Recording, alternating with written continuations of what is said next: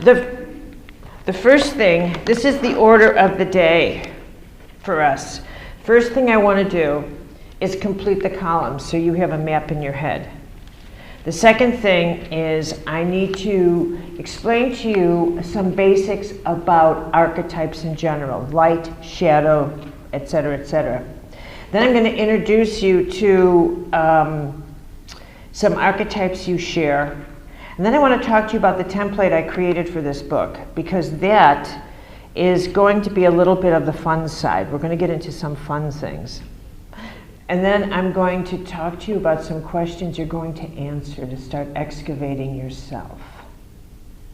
Because the questions you're going to have is, how do you know what your archetypes are?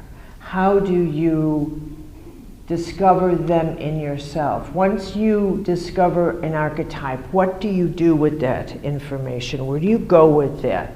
How is that going to become part of your life? And the questions that are relevant, where you're going to block your own growth.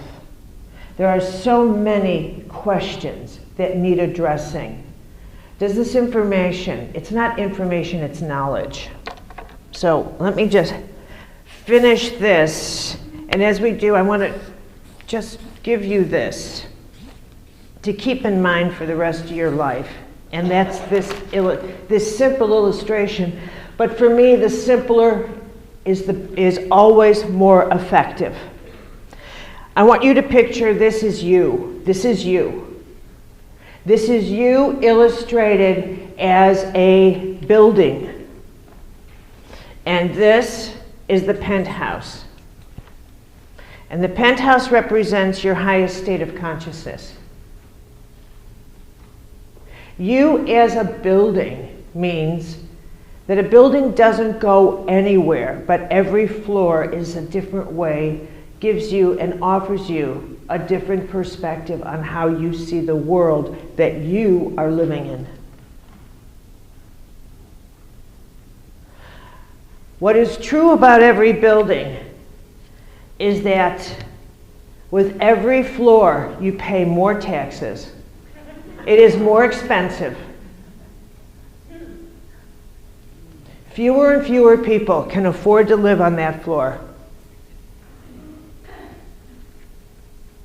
And it often costs you a change of lifestyle to live that high up. And very often you will lose friends who think, "My, haven't you changed?"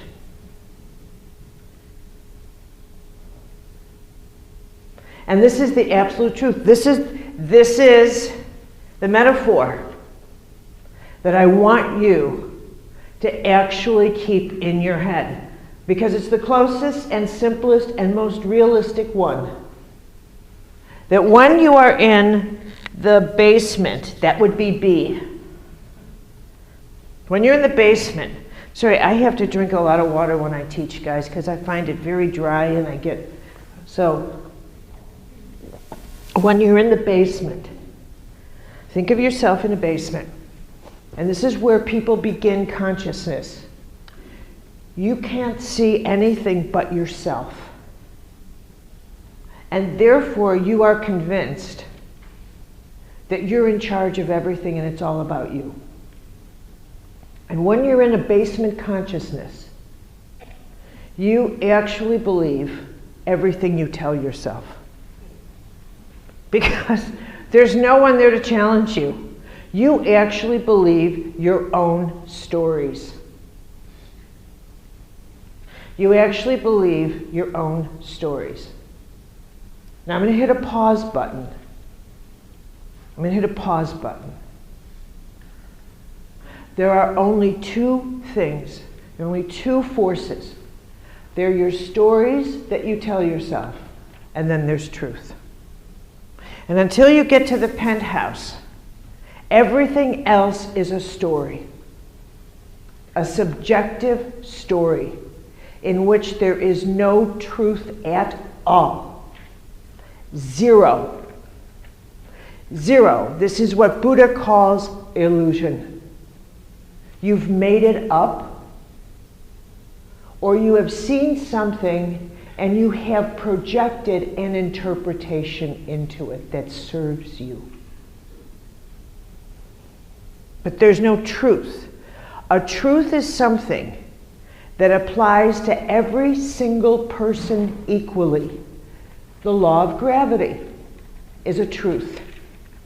No matter who you are, where you are, you're subject to gravity. The law of cause and effect. The law of vibration. These are truths. Transcendent of the diabolical influence of religion. Transcendent of the wounds of individuals. Transcendent of your interpretation. You cannot interpret a truth. You cannot interpret gravity. It is as it is as it is. The earmark of truth, you are subject to it. It is not subject to you. Got it? And that is what is up here. Everything else you've made up. And everything you've made up is attached to an archetype.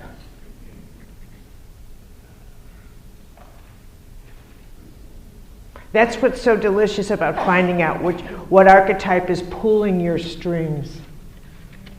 Like, where's this coming from? Where's this coming from? How come I have? How come I have this? Where's this? What is triggering this? You have to ask yourself. From this moment on, we're going to operate. I'm going to teach with this, and you are going to listen with this. You are not to be concerned with anybody but yourself in this classroom. You are not interested in anybody's archetypes but you. The object is not to figure out why someone else is as they are. It's not your business. It's not your concern to figure out anybody else. The only thing that you are focused on is why you are as you are. What are the forces that drive you? What are the forces that drive you? Not why did mommy wound me? Not why did daddy wound me? But why do the wounds control me? Why do they control me? Why am I driven to let everybody know I'm wounded?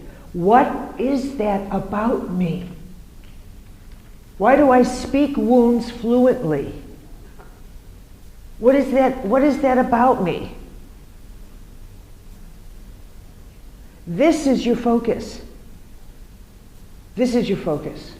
What is it about me that I need to uncover? I need to get to the root of the myth that drives me, that gives me permission to take my suffering and make other people suffer. Because obviously, I am telling myself a story that says I've been more wounded than anybody else, and I have the right to let other people know that. And then they need to treat me in a special way. And I need to be special. I see myself as entitled. And that is a myth. And it's attached to the wounded child or the orphan child. Are you following me here?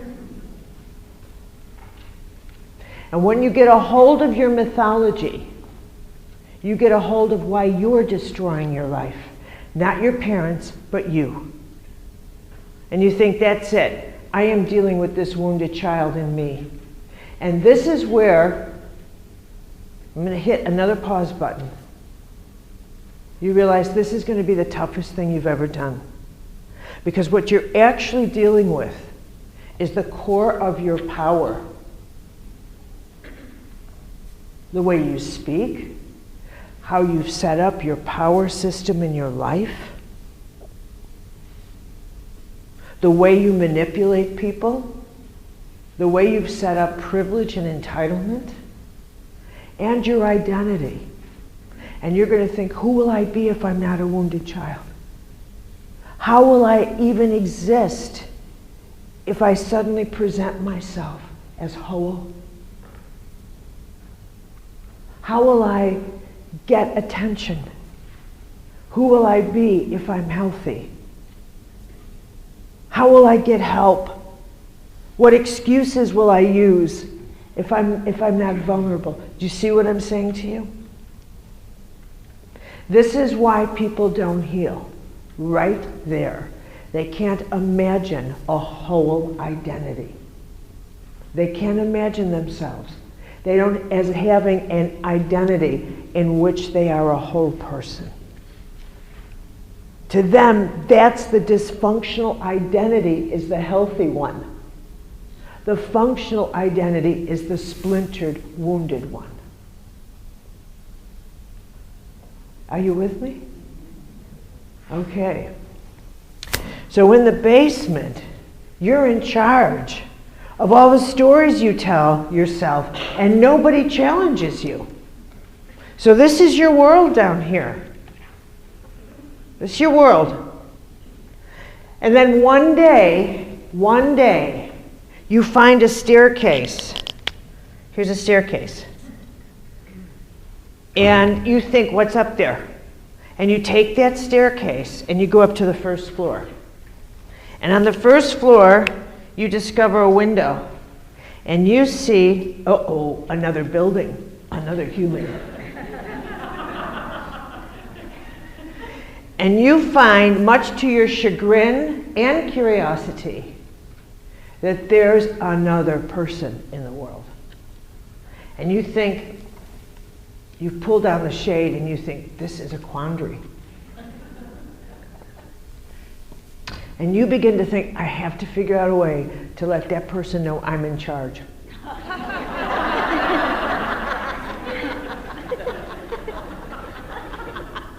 Letter, email, pigeon. But I'm in charge because I'm in control. Mythology. How many of you have the control myth? Am I talking to myself? How many of you have no control myth whatsoever? How many of you have the control myth? Thank you. I am not talking to myself. Okay. So, the control myth is rooted in an archetype. Okay? Could be a military one, a general, could be a warrior, could be a bully. We'll get to that. Okay? Now, you have to figure out, I need to let this person know. Now, when you're on the first floor, you only see one building. And eventually you adjust yourself. Okay, I can handle one person's other reality. I can handle that. You adjust. The person looks like you, same shape, looks like you. Okay, I can do this. I can adjust to someone who's almost just like me. Okay, we can handle that. Similar myths, etc. Comfort zone. You look out the window and you think, ooh, mother. You spot an archetype that you recognize. What else?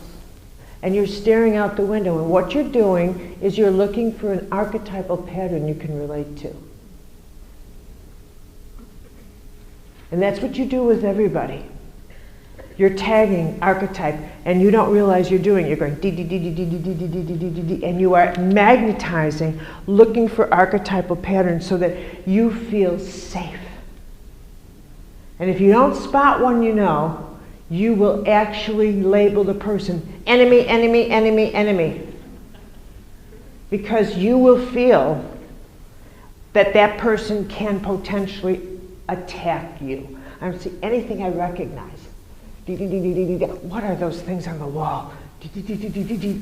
Okay? You have, and what you are looking for are familiar symbols. Symbols. Do I see a cross on the wall? Oh! Cross. Jesus. Jesus. Okay. Okay. Oh, praise the Lord. Okay. You look for symbols. Because what do they tell you? Now I know what they believe. This is archetypal because one symbol tells you everything. So you look for symbols. You look for what people are wearing. Their symbols are codes. That's an archetype. Okay. So now you have, your world has expanded a little bit. Your consciousness is growing a little bit to include the beliefs of others, and you negotiate. Then you go up, here we find another staircase, drat. And then you discover up here on the 3rd floor that you live on a block. You live in a hood. That's terrifying to you. Consciousness grows wider. You discover that there are multiple beliefs, and you have to blend these with your own. It's terrifying to you. You mean the world's not just Christian. The world's not just American. The world's not just, what are you going to do? It's so upsetting to you, you throw yourself on the bed. You take 2 aspirin. Your chest is pounding. You just thought it was all about you and your world and your country and the way you believed. What are we going to do now? Maybe we should bomb them. Oh no, Bush is out of office.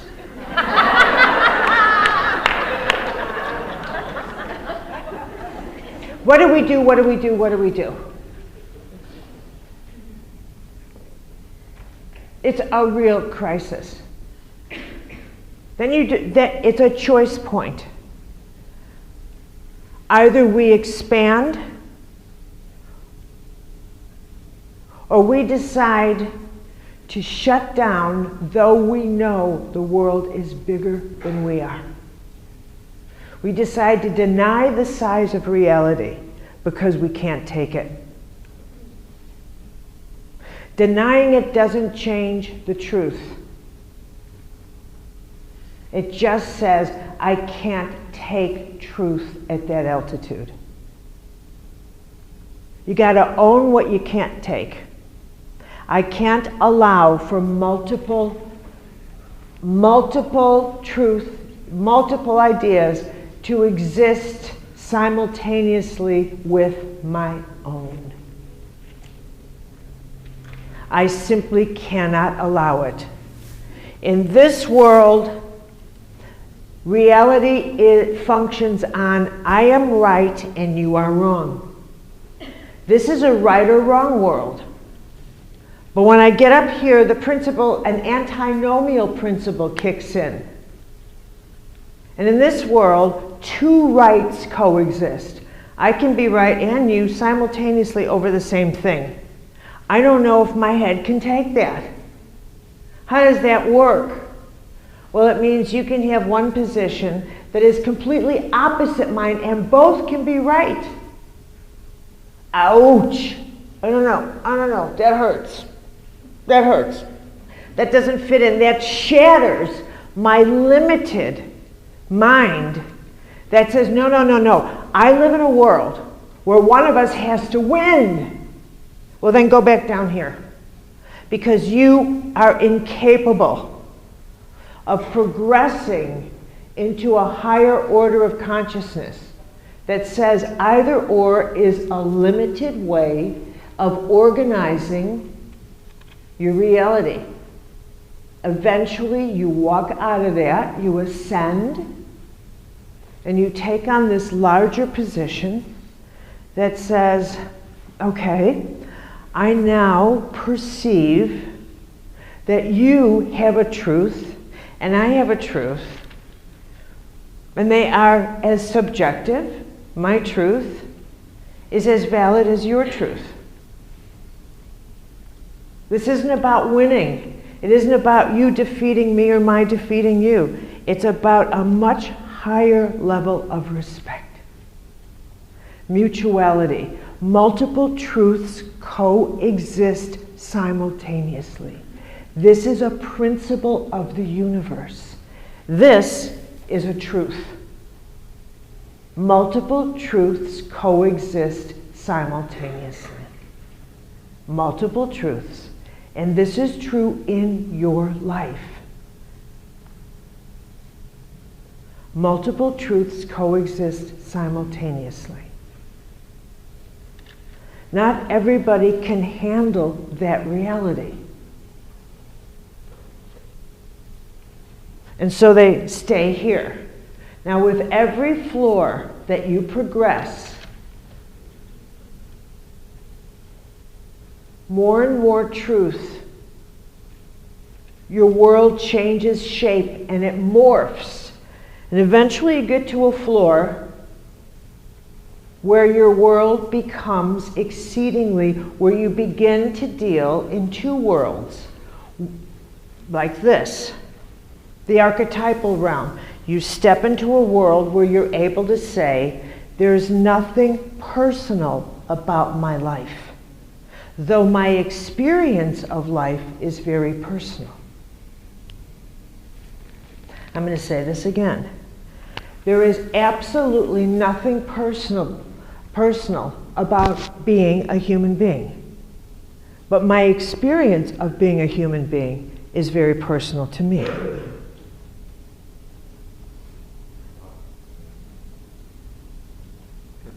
Oh, you got it? Does everybody understand that? Okay. There is nothing personal for you about being a human being. You are in a body. Your body is not a biological body just for you. Your body wasn't designed just for you. You are in a physical body that has a heart and kidneys and etc. And that's not because it's your body. It's because it's the human body. There's nothing personal about that. Can you accept that? This is the design of the human body. It was this way before you were born, and it will be this way long after you die. This is the design of the human body. Okay, are you with me here? So, yes. Not yet. I'm not done teaching. Wait a minute. Not yet. Let me finish this explanation. So there's nothing personal about that. But your experience of having a body, your own body, is deeply personal. So now these are two coexisting principles. This is very important to understand as we get into archetypes.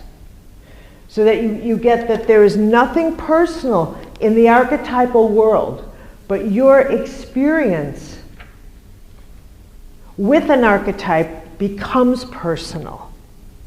Both are true simultaneously. Are you following that? So, for those of you who are a mother, there is nothing personal about being a mother. There have been billions of mothers before you. Every mother who's been pregnant, the baby comes out of the birth canal or it's cesarean. That's not personal to you at all. Mothers get big when they're pregnant. That's not personal to you. You're not the first mother to get big. Are you with me? But your experience of it was deeply, profoundly personal to you. This is a way you learn to perceive through archetypes. You learn to perceive the impersonal with the personal simultaneously. This is power. This is power. So that you can identify what is impersonally unfolding in you and around you and through you because of the archetype itself. Because it has to, because of the myth you are living. And that you are, and then what is your personal action that is called for because you are in that myth. Let me say this, and I'll get back to your question. Because I am living very deeply the myth of the mystic that is part of my life, there are certain experiences that were and are inevitable to me. And when I understood that myth, I knew that there was nothing I could do about the fact that I would be in some way, shape, or form, periods of aloneness would be worked into my life. It was inevitable because of this archetype. Because of this archetype, because that's what the archetype called for. Now, my choice was cooperate or complain. Cooperate or fight it. Understand who you are. Understand that you cannot get out of your archetypal patterns. These were assigned to you. These are who you are. Instead of saying, why is this happening to me? That's why it's happening to you. This is written in your soul. You don't go to a therapist and cry about what's written in your soul. You go into your soul. You go in deep. God, show me the reason you gave me life. What a prayer. Take me down deep into the caverns of who I am. That's how you pray. You don't go and wuss about it. Ooh, wait a minute, stop it. You close your eyes. Take me down deep into the caverns of why you gave me life. Show me this. Show me. Pray with a spine. Okay, what's your question?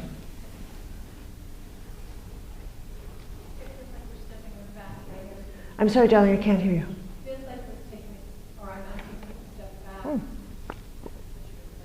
I'm sorry, honey, I can't hear you. Okay, got it. Okay, got it now.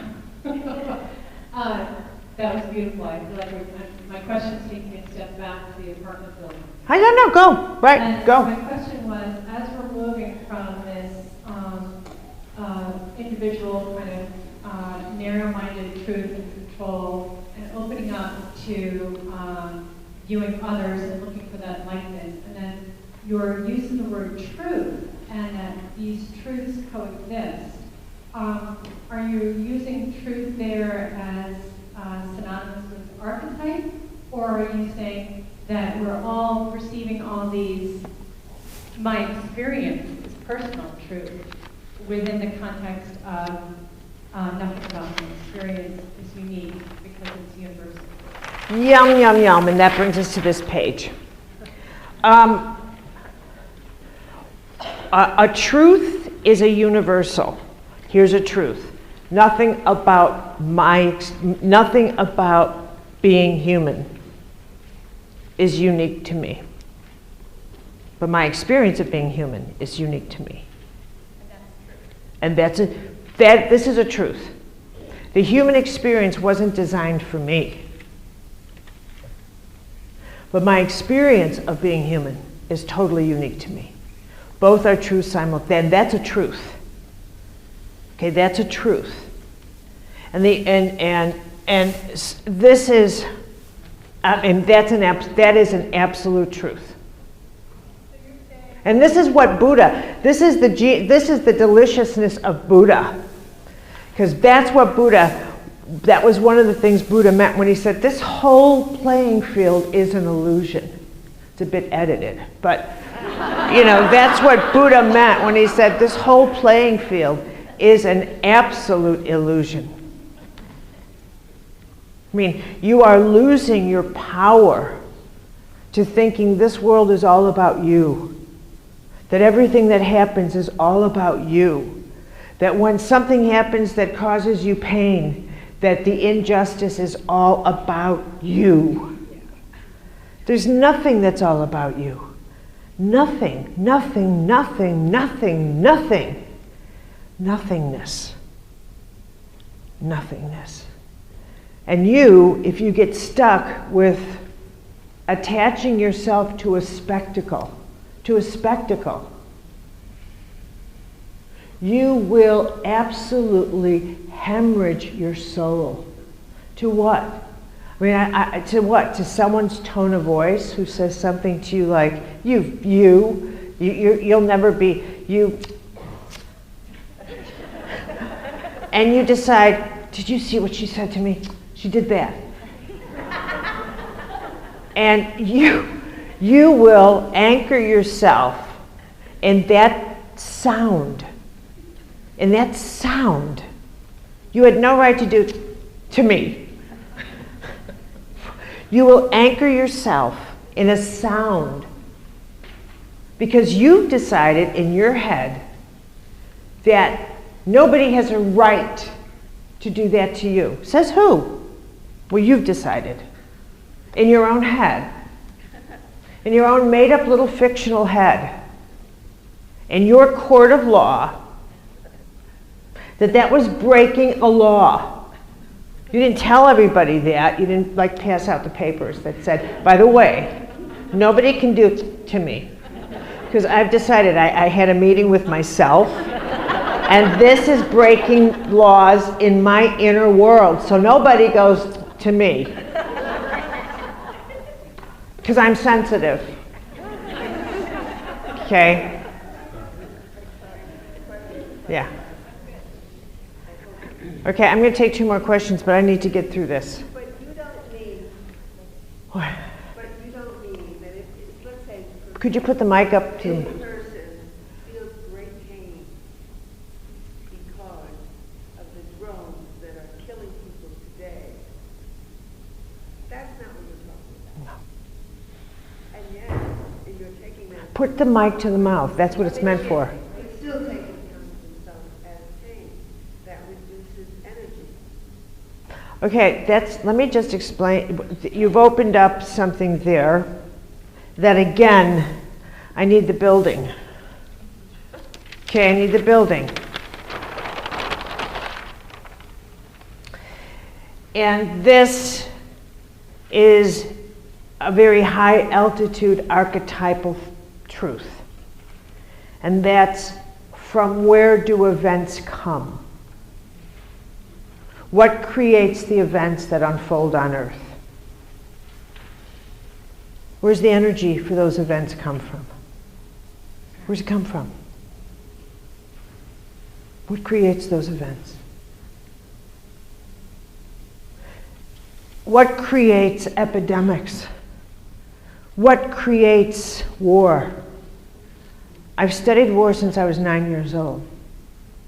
That's what I study, is war, military history. Collective psyche? And yes, the collective psyche. Our psychic free radicals. Every dark judgment we have, the archetypal shadow in us. You know, we talk about light, but we can't bear to talk about our shadow. We can't bear it. We can't bear to talk about demons, but we sure love to talk about angels. We've completely nixed the discussion of evil, but we sure love good. And we project this as though war happens because some couple of people are shipping out drones, but they're not fueled by our denial that this has happened, or our inability to face the darkness in ourselves that generates the currency required to make dark energy that eventually converts into dark actions on Earth. Dark acts come from energy too, from collective energy. And we are living at the greatest turning point in human civilization. And part of that turning point is that nobody wants to turn, including us. Including us. We do not want to end the fossil age and go into the solar. We do not want this country to lose its position of power, and it is. We do not want to become a humble nation, and that's where we're going. And I don't care what anybody says, that is the truth. Nobody wants to give up a comfortable way of life as you grab your fifth chakra. Nobody. Nobody. It doesn't make any sense because that's the nature of the human being. Nobody. And we are finding it damn hard to have egg on our face and lose it because we've made one bad decision after another. And the reason we've made one bad decision is because we've dropped the ball on the management of our freedom. We look the other way, and that baby is your generation. So go pointing the finger at the drone and wonder how it happened. It happened because we dropped the ball.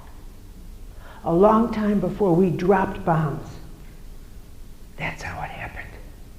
We didn't keep our eye on the people we voted in. We didn't stick with this on a duck on a June bug because freedom doesn't happen. It needs management. We didn't demand that civics stay taught in the classroom. We didn't wring their necks when they put evangelicals in partnership with a political party. We didn't kick down the doors of the White House when they started to take away our freedom in the Constitution. You want to know how that drone ended up, baby? It's because we did nothing.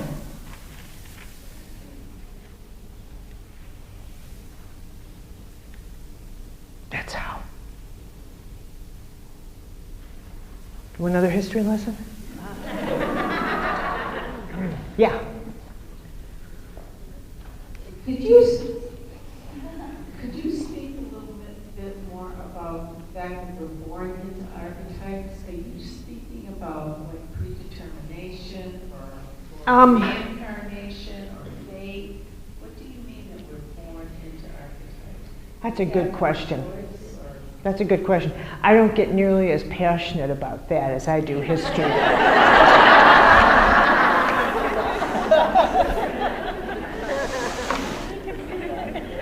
You okay? You can see that history is a passionate love of mine, as is our responsibility as citizens and conscious choice. Anyway, when I was really, the other part, I'll start this way. The other part of my background is the compulsive study of mysticism. And I studied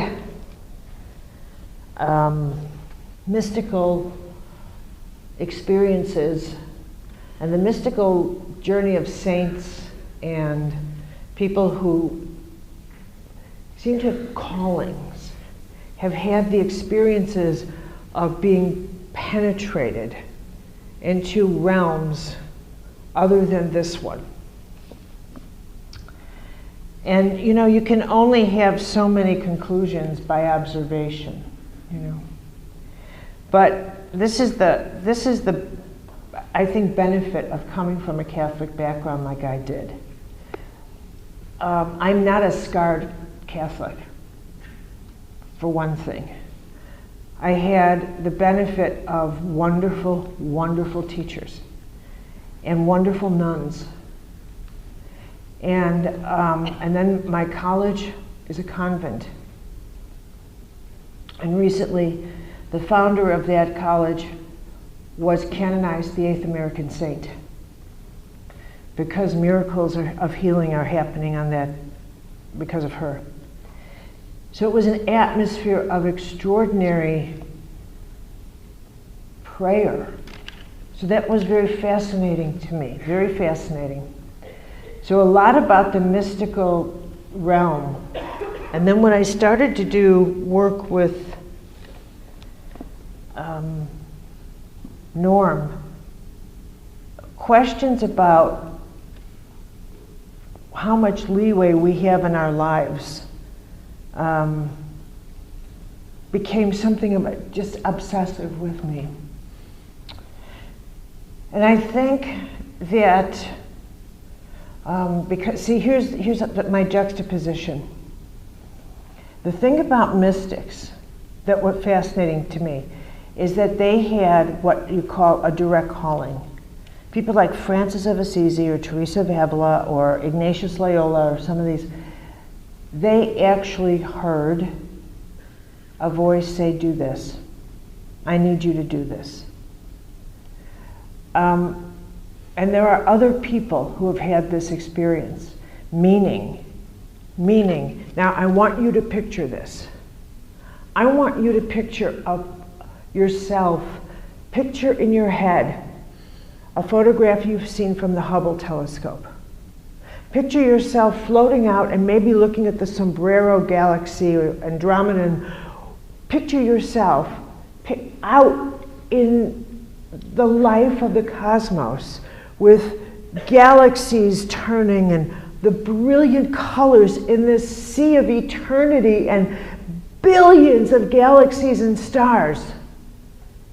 And divinity knows you by name and says, you, I need you. I need you. What is more awesome, compelling, and more mysterious than that?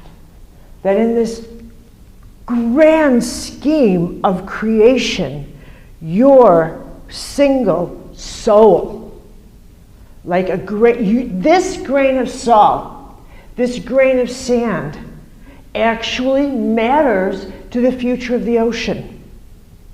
That would be the equivalent. And yet, that is the way it is. And again, this is, as I tell you, that antinomial, how can that be true? But it is a truth nonetheless. This grappled with me. I had to dive deep into this. And what I realized is people are searching. What are you searching for? What are you searching for? And very few people could ever answer that question. Or certainly not, it's not even me that you should answer to, it's yourself. What are you searching for? Seeking. And then they would tell me things like, I know I was born for something great. What? What do you mean great? You're not going to ever do anything more than what you're doing. What are you talking about? Look at your age. You are never going to leave your house and go do anything. Stop it. Go put your head in the toilet for 7 minutes and sober up. But what you are looking for, you want to hear that voice. You want to be called. You want to be struck numb by the sacred. That's what you want. You absolutely want to know that there is something profoundly, sacredly significant in you. That's what you want. You want to know your life, that you just didn't fall from a tree like an apple. You want to be that grain of sand. Yes, you do. That's what you want. That's how profoundly truth that is. That's what you're looking for. That's what you want. You don't want to pick up your bag and move to another part of the country, find some barren apartment, hang up your pictures and think, is this it? That's the last thing you want. You want to be able to look across at the person and think, somehow you were assigned, you and I agreed to meet in this lifetime so that you would be the witness that I am here. and I am your witness. What a profound truth. That there are people who agreed to witness your journey of life, to love you, for whom, if you were not here, their lives would be more empty. That they get up in the morning and think, I am so glad you are on the earth. I would be so sad if you weren't. That is why you're here. You want to know, for what reason did you give me life now? What I have come to believe is that we are directed to be born in the moment we're born. It is a profound second that we enter. That we are assigned a place. And that in that assignment, in order to maintain that assignment, that we are connected to certain mythologies, to certain patterns that give us a soul identity, a spirit identity, not a soul, a spirit. And that we participate in the evolution of those mythologies. We take them one step further. We evolve them, and that participates in the evolution of humanity. And we're assigned certain myths in this lifetime to carry through. I'm assigned the teacher myth. I'm assigned the mystic. This is part of who I am. I can't get out of those mythologies if I tried. I couldn't not be a teacher if I tried, and included in those myths are opportunities, experiences, but how I come to them is up to me. I can come screaming and yelling or with dignity. I can fight it. The experiences that I know the mystic makes inevitable, long periods of isolation or aloneness in my case, I could moan and grieve and or I could say, this is just like it was written. It's actually happening to me. I can't believe it. It's just like it was written. And jump in with both feet. If you know the archetype, if you know I don't have the hero, but if you identify that you do, then you know the hero's journey is inevitable. And when it comes, instead of saying, why do I have to face this long thing alone? Because it's in you and it's inevitable, so shut up and go. Stop with the weeping. This is you, and it is a contract. And you are under contract, and that's it. And you cannot get out from under this contract. It is inevitable, now go. And on this journey, you are destined to meet people. And you will either do this by wisdom or woe, but you will go. So stop it. Because it has been given to you. And there are people you are scheduled to meet. And don't meet them with tears in your eyes. Go. But if you don't know, how do you know then? Then you walk through life touching the wall thinking, is this... Of course you'll wonder, I know I was meant for something, because you're afraid to let the whole of you come out. How many times do people say things like, someday I'm gonna be an artist. Someday I'm gonna paint. Think of all the somedays you've said. The someday voice in you, the somedays. How many of you have ever said that? Someday I'm going to. How many of you? The part of you, the someday, that's an archetype talking. That's an archetype talking. Someday I'm gonna what? And I'll tell you, most times it's something that has to do with freedom. Someday, that's an archetype talking to you. We're not random. And if you look at your archetypal patterns, they're all, well, I've got questions here. Okay, now, if you don't let me finish my schedule. I agreed with that? Okay. Okay.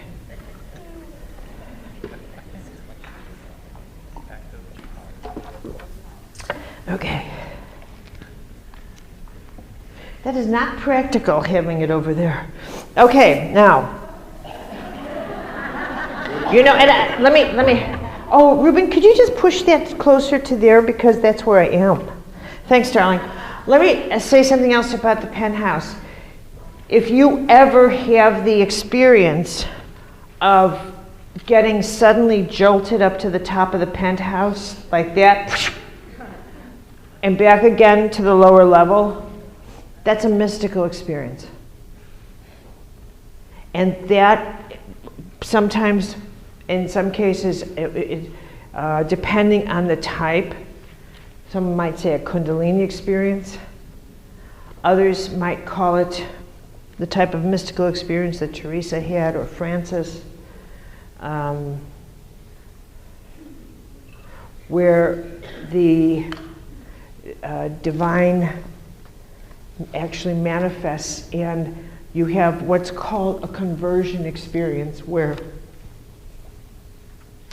your 5 senses, where your reality now is governed by 5 senses. You know what is real. You determine what is real by what you touch, by what you see, by what you hear. You would like it to be deeper. You would like it to be more intuitive, but you don't trust that. You absolutely don't trust it. A conversion experience turns the lights out on your 5 senses and turns the lights on your interior perceptual senses. And this world, your inner world of truth, lights up. So you go from talking about God to actually experiencing divinity. The best way I can compare it is you go from reading about motherhood to instantaneously holding your baby in your arms, as if you got pregnant, full pregnancy and delivery in 1 minute.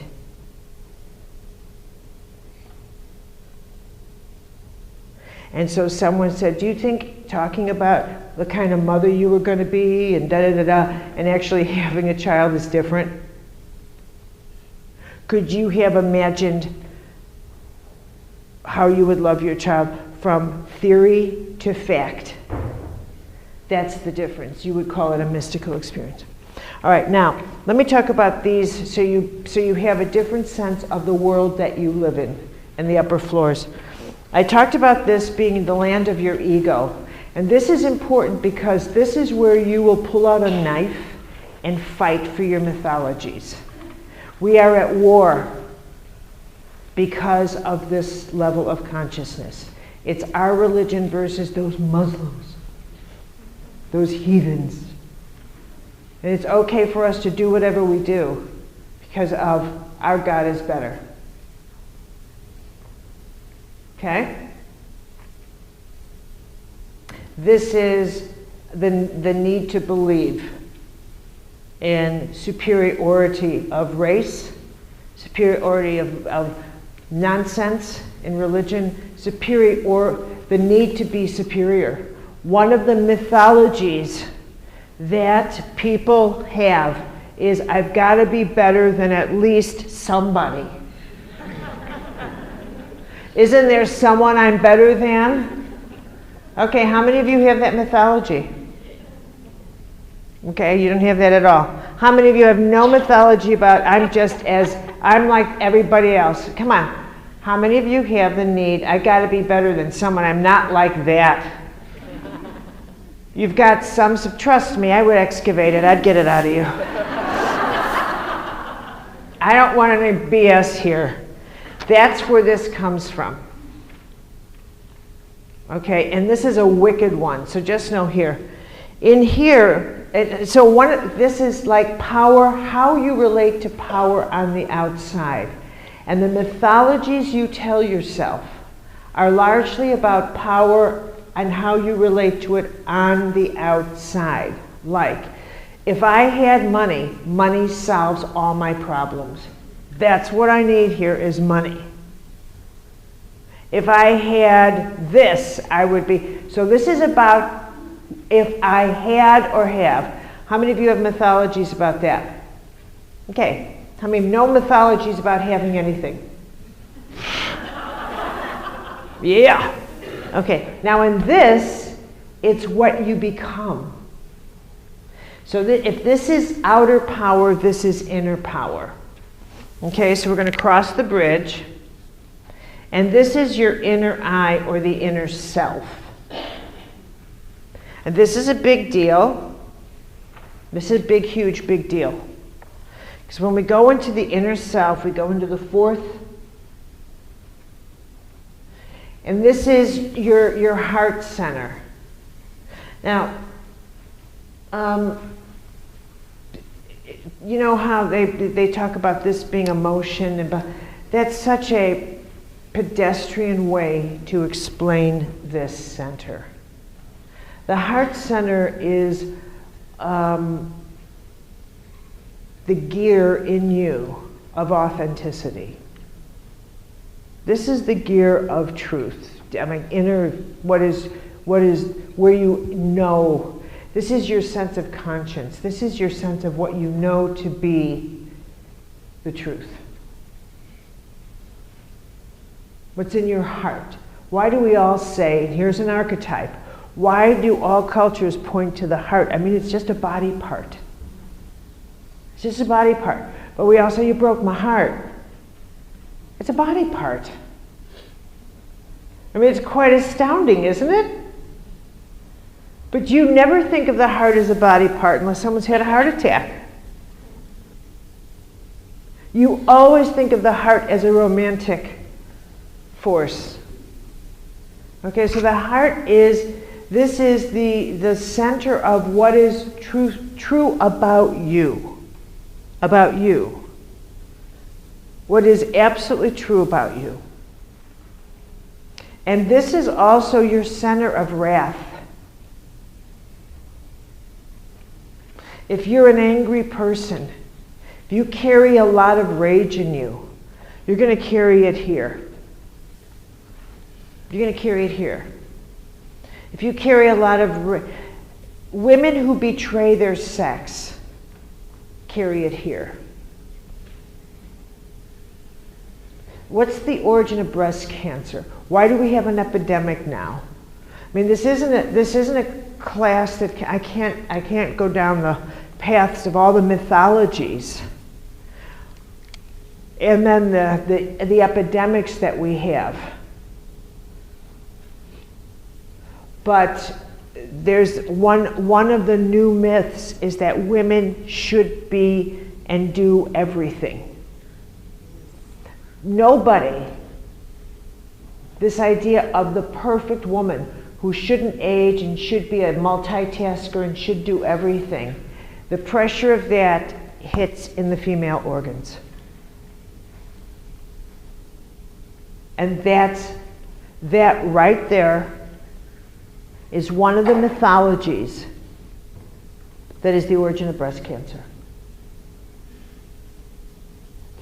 Okay, so let's continue. The fifth is your center of choice. Okay, this is a choice point. And you know, choice, people don't get what a big deal choice is. People, I watch when you talk to me, you go like this, right? And your fifth chakra is all about blocking and regulating the speed at which your sixth chakra and your fourth chakra communicate with each other. Your fifth, this is a toll booth, like the Phantom Toll Booth, the character, the wonderful book, the Phantom Toll Booth, sits here in your fifth chakra, and it regulates the speed at which what you think, what you know to be true, what you believe, and how you feel talk to each other. Because when they're in harmony, you have to make choices that reflect the truth. What you know to be true and how you feel. That's the alchemy of change, which is why people split themselves up and they give their mind the day shift and their heart the evening. And the mind, they always say, you know, I think, but I feel. Then they separate themselves. So during the day, it's all their mind. I think. And then somewhere around 4 o'clock, they go like this. And then the heart says, I'll take over, give me your notes. And the heart goes, boop, boop, boop, boop, boop, boop, boop, boop. And then all of a sudden the person starts saying things like this as the heart pops in. And says, let's get out of here, I don't like this place. Let's go someplace cozy. And the heart language starts coming out. The next thing you know, they're in a cozy place, and it's just like a morphing. It's like the 3 faces of Eve. And then the next thing you know, the person starts sitting in a more relaxed, heartfelt position and says, you know, I know what I said, but you know what I really feel? And out comes this other line of BS. There's no truth to it whatsoever as the person downs a wine because the heart drinks, but the mind doesn't. And then the next thing you know, the heart says, sure, come home with me. But around 4 in the morning, the mind takes over, looks over and says, what the hell? And gets up and flies out of there, stone cold, and reorganizes the day. The mind and the heart. And what you have to say to this person is, you can never make a decision.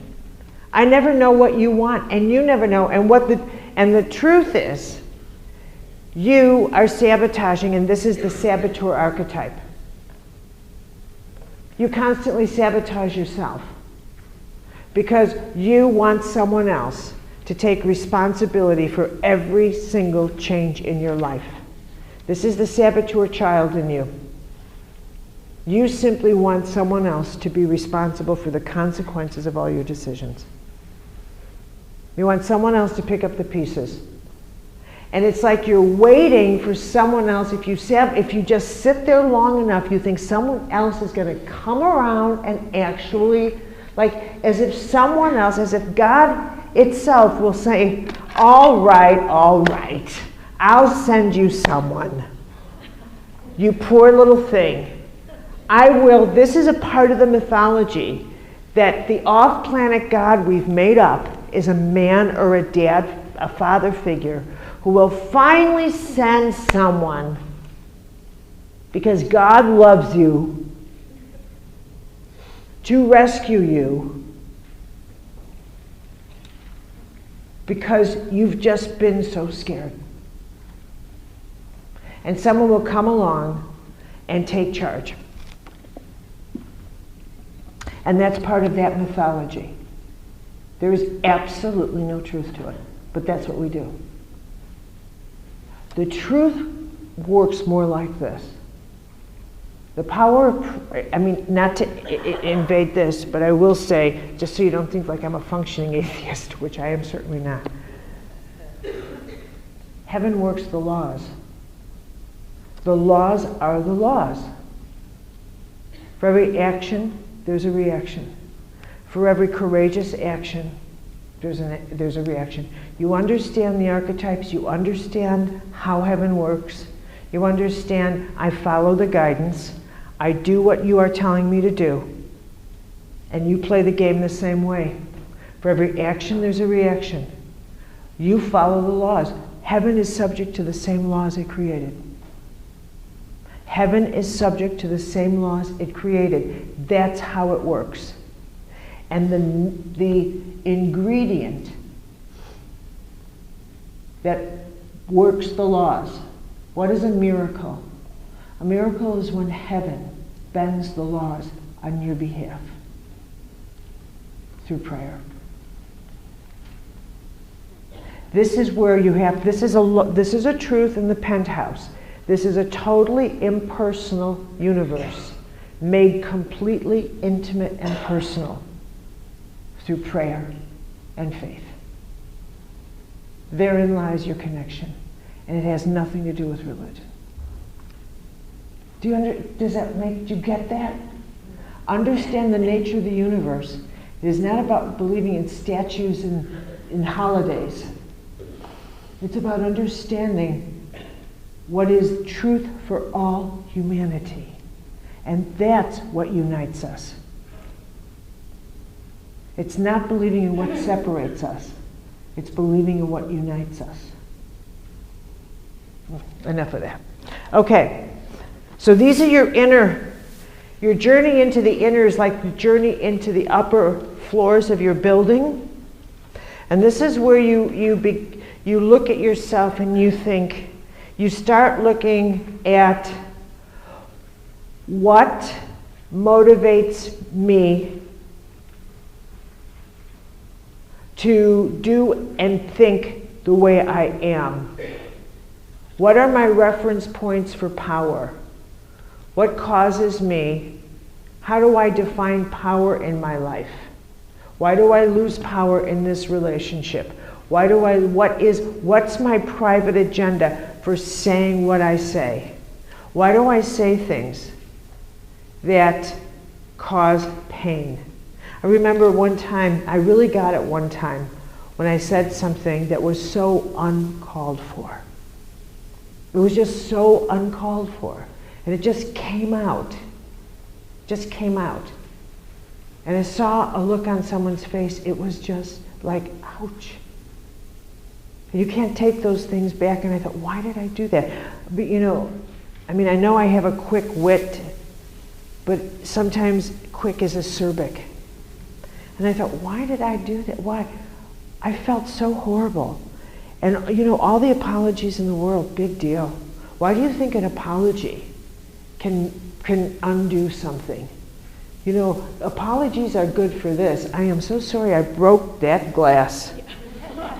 That's what an apology is good for. You know what I mean? I'm sorry I stepped on your foot, but those shoes. Yeah, an apology is good for that. But at a certain point, you've done some serious damage. And we go into the category of penance, where you have just got to say, I'm sorry, and then in the privacy, you have to just go, oh my God, I have to send that person some grace because I've done some bad stuff right now.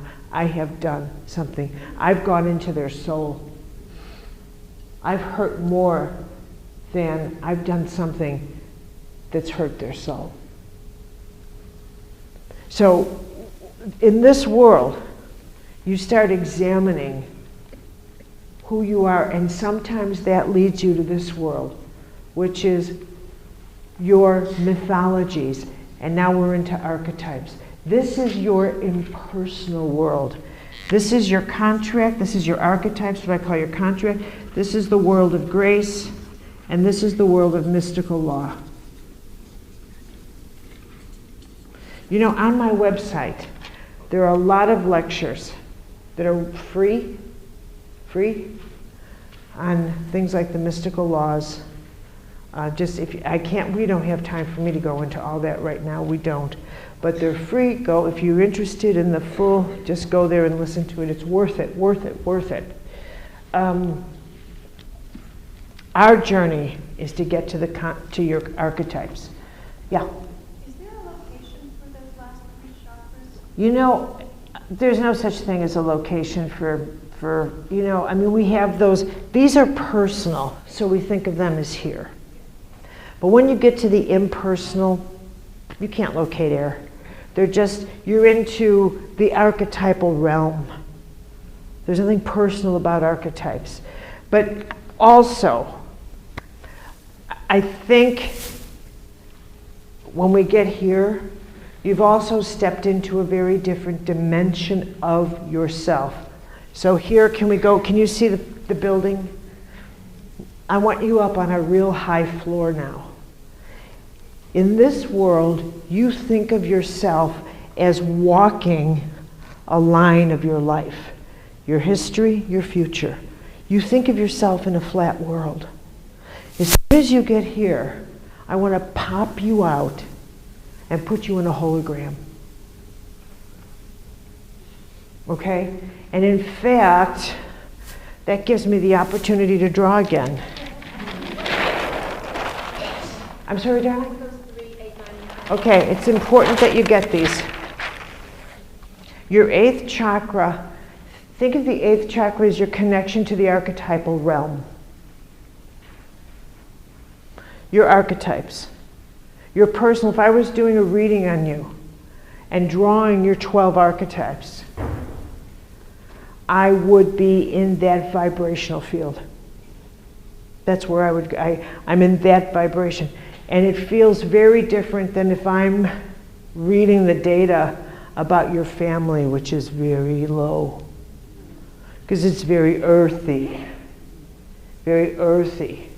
But when you're going for archetypal patterns, they're very impersonal, very quick, and you read people's archetypes like you're going to do this afternoon.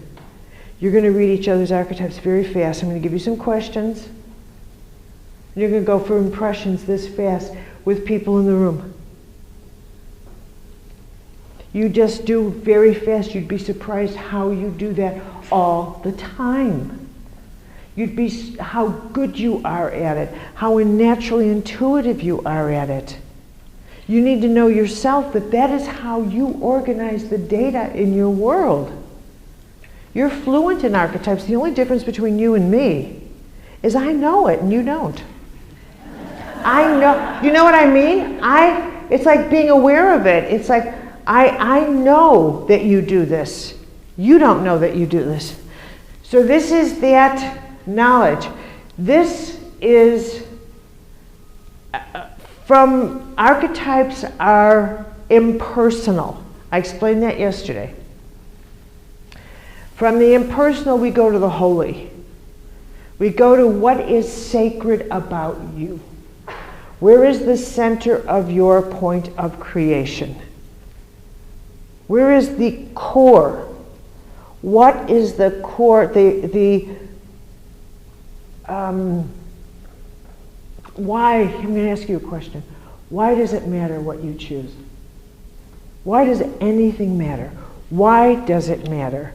Never mind what you choose. Why is it so important?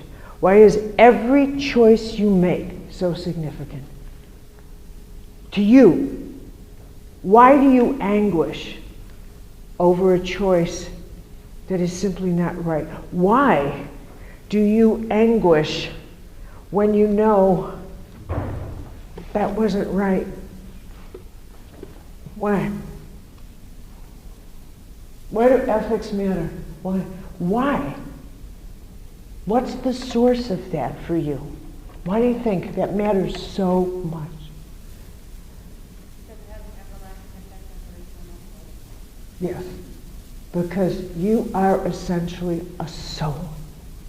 And the soul in you is a participant, an active agent, 9th chakra, in every single second of your life.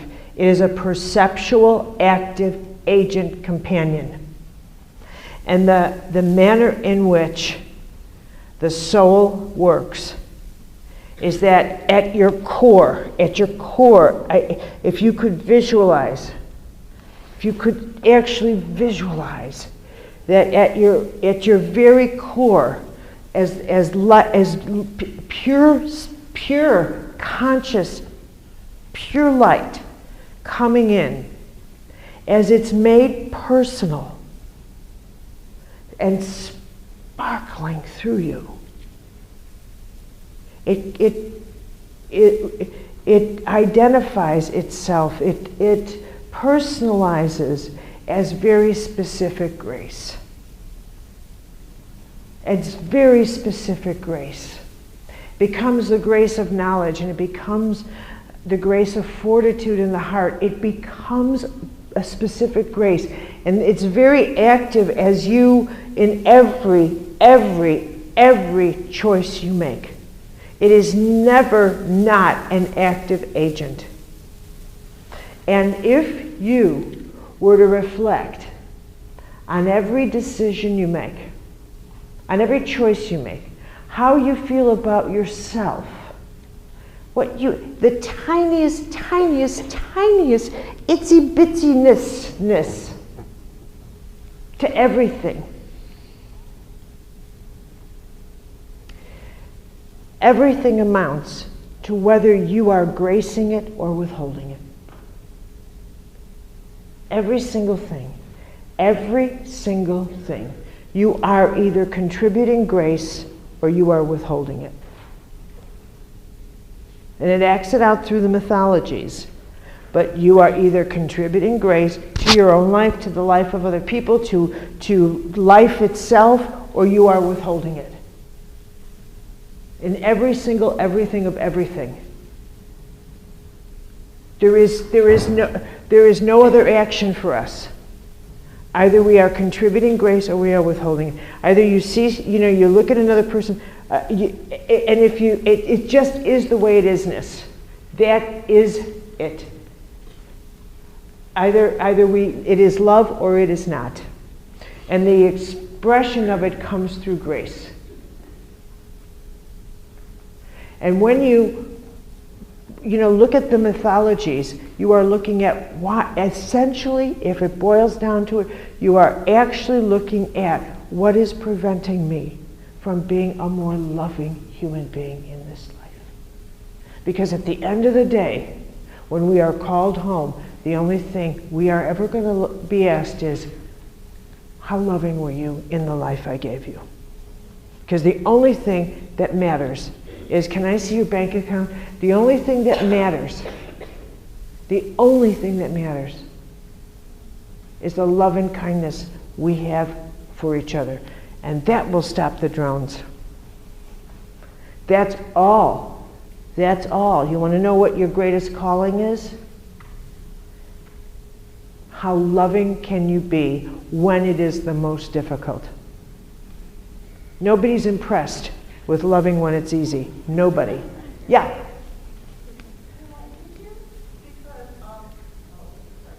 You look like you're danced for a May crowning or something. It's fabulous. Thank you. I did cover it, but anyway, I'm wondering if you could explain exactly what you mean when you use the term grace. And I don't know. All right, I will get this, but this is my last question. I need to get to archetypes, or I'm going to have a lot of people throwing apples at me. That's fine. Yeah. I just need to know, because we come from Catholic. Come from what? If we come from a Catholic background, Yeah. know what that means, or what we're taught it means. I'd like to know exactly how you're defining that. You know what grace is? It's a mystical force that doesn't have a religion. Nothing I talk about has a religion. Laws don't have a religion. God does not have a religion. I use the word God because I have no respect for political correctness whatsoever.